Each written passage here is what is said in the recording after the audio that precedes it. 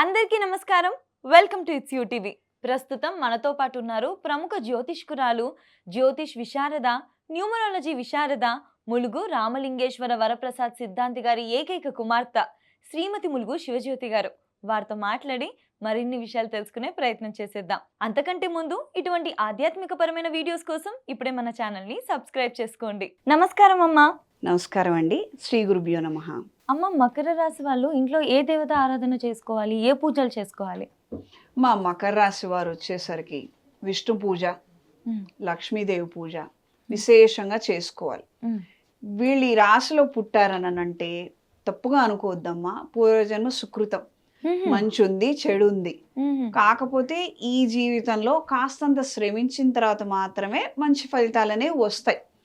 వీళ్ళు ఏదో నిరాశ పడిపోవాల్సిన అవసరం లేదు. అర్ధాంతరంగా మా జీవితం ఇలా అయిపోయింది, మా నాన్నగారు ఉన్నంత వరకు బాగుంది, లేకపోతే వాళ్ళు ఉన్నంత వరకు బాగుంది, వాళ్ళు వెళ్ళిపోయిన తర్వాత మా జీవితం ఏదో తలరాత మారిపోయింది, ఇలా హడావుడి పడి భావోద్వేగాలకు గురవ్వాల్సిన పనేమీ లేదు. అర్థమైందా? ఎవరికన్నా అంటే, ఏ రాశి వాళ్ళకన్నా అంటే ఇంకెవరైనా వచ్చి సహాయం చెయ్యాలేమో. వీళ్ళు చాలా సమర్థవంతులు, వీళ్ళ పని వీళ్ళు చేసుకోగలుగుతారు. పైగా 100 మందికి పని చేయగలిగేటువంటి సమర్థులు వీళ్ళు. అర్థమైందా? రాశి చక్రం మొత్తంలో దశమ స్థానం ఇది, 10వ రాశిది. అంటే కర్మస్థానము, కెరియర్ స్థానము. అండ్ ఇక్కడ మాత్రము మంచి పవరు, ఎనర్జీ ఉంటుందమ్మా. ఈ రాశి శనేశ్వరుడిది. నిదానంగా జరుగుతాయేమో పనులు అంతే, కానీ జరిగిన తర్వాత మాత్రం అద్భుతంగా ఉంటుంది. ఇప్పుడు ఎన్నో కళలు, గుళ్ళు ఉన్నాయమ్మా. రాత్రికి రాత్రి కట్టేశారా అన్ని? లేదు. ఎన్ని సంవత్సరాలు జరిగాయి. కొంతమంది అయితే రాజులు కూడా మారిపోయారు. రాజులు తరాలు గడిచిన తర్వాత 200 సంవత్సరాలు కట్టారని, 100 సంవత్సరాలు కట్టారని అంటే ఈ రోజున అది ఇప్పటికీ నిలబడిందిగా. మనం ఈ రోజు వెళ్ళి ఆ దేవతకి, దేవుడికి పూజ చేసుకొని వస్తున్నాం. మరి ఇన్ని సంవత్సరాలు అది నిలబడిందని అంటే ఆ రోజు వాళ్ళు హడావుడి పడి ఉంటే ఇలా ఉండకపోయేదేమో కాదు. వీళ్ళు అంతే, ఏదో చేస్తున్నాం అంటే చేస్తున్నాం అని కాదు, వీళ్ళు మనసు పెట్టి చేస్తారు. వీళ్ళకి రిజల్ట్స్ స్లోగా వస్తాయి అంతే.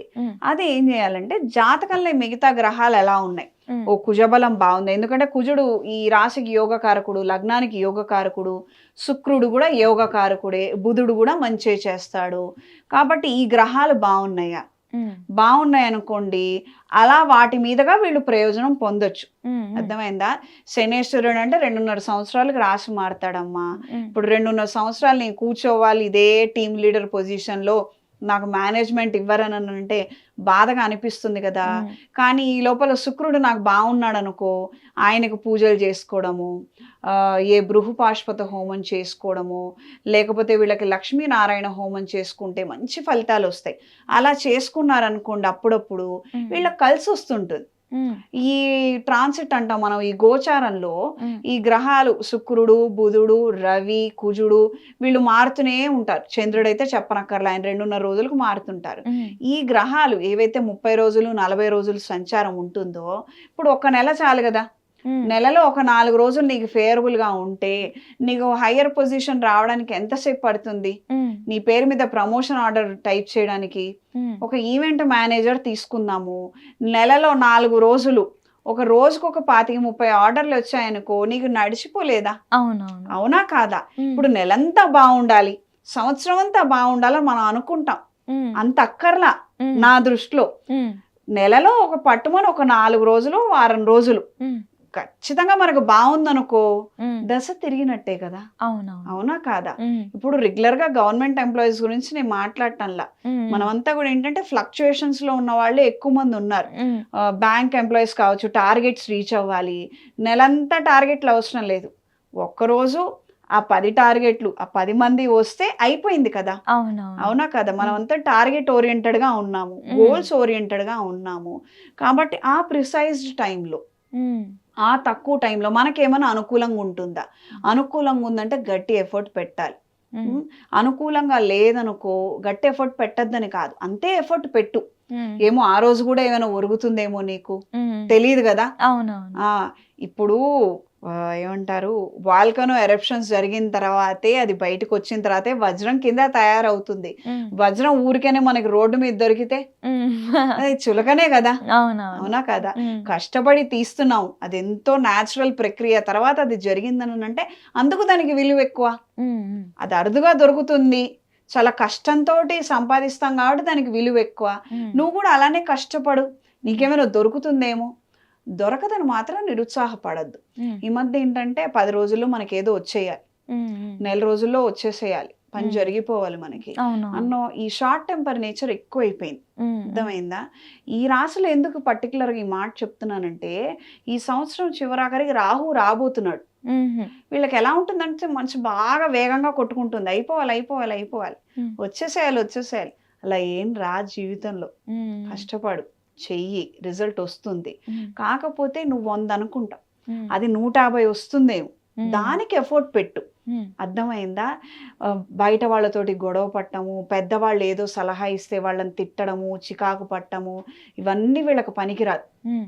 గురుదోషం అని చెప్పుకున్నాం కదా మనం, గురువుని నిందలు పాలు చేయటము, గురువు గారి మీద అవహేళనగా మాట్లాడటము. ఎందుకనంటేనమ్మా బయట కమెంట్స్, క్రిటిక్స్ ఎక్కువైపోయినాయి. ఎక్కడంటే అక్కడ ఎలా అంటే మనము వేరే పేరు పెట్టేసుకొని చెప్పేసేయచ్చు. అది వేరే పేరు పెట్టుకొని నువ్వు చెప్పచ్చు, కానీ చెప్పిందైతే నువ్వేగా. అవునా కాదా? శనేశ్వరుడు చూస్తుంటాడు, యమధర్మరాజు చూస్తుంటాడు, నీ లెక్కలు వాళ్ళు వేస్తుంటారు. ఆయనకి తెలియకపోవచ్చు నువ్వు అంటున్నావని, కానీ పై వాళ్ళనైతే నువ్వు మోసం చేయలేవుగా, పంచభూతాలనైతే నువ్వు మోసం చేయలేవుగా. కళలో కూడా ఎవరిని ఏమీ అనద్దు, నీకు కలిసి వస్తుంది.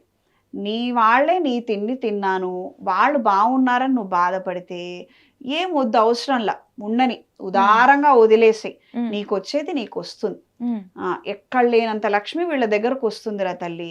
వీళ్ళకున్న మంచితనానికి మనం చెప్పుకున్నాం కదా మిథున రాశని, వీళ్ళ ఔదార్యము, బద్ధకము, వాడంటే నమ్మకము అంతా ఖర్చు అయిపోతూ ఉంటుంది. అడిగిన వాళ్ళకి లేదనకుండా వీళ్ళు ఇస్తారు. నా దగ్గర 10 రూపాయలే ఉంది, 2 రూపాయలు ఇస్తే పోతుంది నీకు, వచ్చి 20 అడిగావు, నా 10 + 10 తాకట్టు పెట్టి 20 తెచ్చిస్తా నీకు. అది వీళ్ళ సమస్య. సింపుల్ గా మకర రాశి వాళ్ళు ఏదైనా కూడా ఇంతే, అంతే. ఇప్పుడు చెప్పు సమస్య ఎక్కడుంది? వీళ్ళ దగ్గర. బయట ఉందా, లోపల ఉందా? మన దగ్గరే ఉంది కదా. అందుకే విష్ణు పూజ, ఆ చైతన్యం కోసం నువ్వు ఇవ్వచ్చు. ఇప్పుడు చెల్లెలు గారు భర్త ఉన్నాడు, ఆయనకు ఉద్యోగం లేదు, నువ్వు ఆదుకుంటున్నావు, బాగుంది.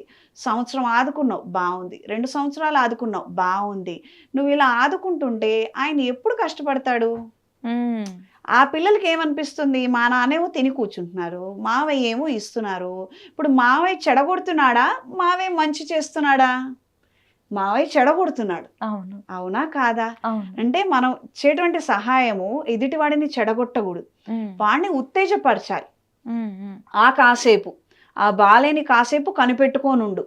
ఇప్పుడు ఏమంటారు, పక్కవాడికి సహాయం చేయడమే దేవుడికి పూజ చేయడం. మనం అర్థమైందా? మానవ సేవే మాధవ సేవ. నువ్వు చెయ్యి సహాయం, నేను కాదని నేను అనను, కానీ మన సహాయము, మనం ఇచ్చేటువంటి ప్రేమ అవతల వాడిని చెడగొట్టకూడదు. ఇక్కడ ఇంకొక పెద్ద విషయం ఏంటో చెప్పనా, కొంతమంది తల్లులు కూడా చెడగొడతారు పిల్లల్ని. ఏం కష్టపడతావు లేరా, ఇంతకాలం కష్టపడి చదివి వచ్చావు, కొంతకాలం ఇంట్లో కూర్చో, విశ్రాంతి తీసుకో. 25 ఏళ్ల కుర్రాడు విశ్రాంతి తీసుకోవడం ఏంటి? ఆ యంగ్ వయసులో ఆ యూత్నెస్ తోటి ఎంత చేయగలుగుతాడు వాడు? అరే నాన్న, నువ్వు ఇంత చదువుకొని వచ్చావు, నువ్వు సమర్థుడివి, ఇంకాస్త 100 పనులు చెయ్యి, 10 మందికి ఉపయోగపడేటట్టుగా నువ్వు ఉండు, నీ ఉద్యోగం నువ్వు చేసుకో, 10 మందికి సహాయం చేయి, నీ కింద వాళ్ళని ప్రోత్సహించు అని నువ్వు చెప్తే ఎంత బాగుంటుంది.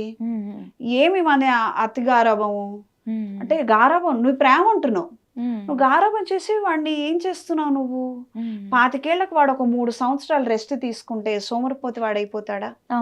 ఉద్యోగం తెలీదా, బయట ప్రపంచం తెలీదా, సొసైటీ తెలీదు, కమ్యూనికేషన్ దెబ్బతిన్నది, ఏం చేస్తున్నావు ఇంతకాలం అంటే ఇంట్లో కూర్చొని టీవీ చూస్తున్నాను ఎలా చెప్పగలుగుతావు? అవునా కాదా? ఇలాంటిది కరెక్ట్ కాదు. అర్థమైందా? ఇవి చాలా సున్నితమైన విషయాలు. ఎవరో మీలాంటి వాళ్ళు, నాలాంటి వాళ్ళు చూసి ఇక్కడ తప్పు జరుగుతోందమ్మా, ఇలా చేయకూడదు మీరు అన్నా కూడాను, వీళ్ళ ప్రేమనేదో మనం తస్కరించినట్టు, వాళ్ళ ప్రేమ చూపిస్తుంటే మనం ఏడుస్తున్నట్టు అభిప్రాయపడతారు. ఇది చాలా తప్పు. ఎంకరేజ్ చెయ్యండి, మీరు ఎంకరేజ్మెంట్లో ఉండండి, మోటివేషన్ రావాలి, చక్కగా చేయడం వల్ల కలిసి వస్తుంది. వీళ్ళు గురు పూజ ప్రయత్నం చేసుకోవాలి. దానివల్ల వీళ్ళకి విశేషమైన ఫలితాలు వస్తాయి.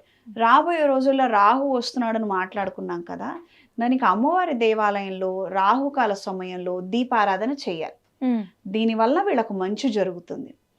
వీళ్ళు విదేశాలలో ఉంటే రీలొకేషన్కి ప్రయత్నం చేయడము, లక్ష్మీ హోమము, లక్ష్మీనారాయణ హోమము చక్కగా చేయించుకోవాలి. అప్పుడే వీళ్ళకి కాస్తంత సపోర్ట్ ఉంటుంది, మానసిక ప్రశాంతత ఉంటుంది. ఖచ్చితంగా అమ్మ ఒక మంచి మాట చెప్పారు. మనము సహాయం చేస్తున్నామేమో అని అనుకుంటూ ఉంటాం, కానీ తెలియకుండానే వాళ్ళ ఓటమికి వాళ్ళని ఇంకా చేతగాని వారిలాగా మనమే తయారు చేస్తున్నాము అనేది అర్థం చేసుకోలేకపోతాం. ప్రేమ అతి ప్రేమ అవ్వకుండా వాళ్ళని బాగా చూసుకోవడం కూడా ఇంపార్టెంట్ అని చెప్పేసి చాలా మంచి మాట తెలియజేశారమ్మా. ధన్యవాదాలు.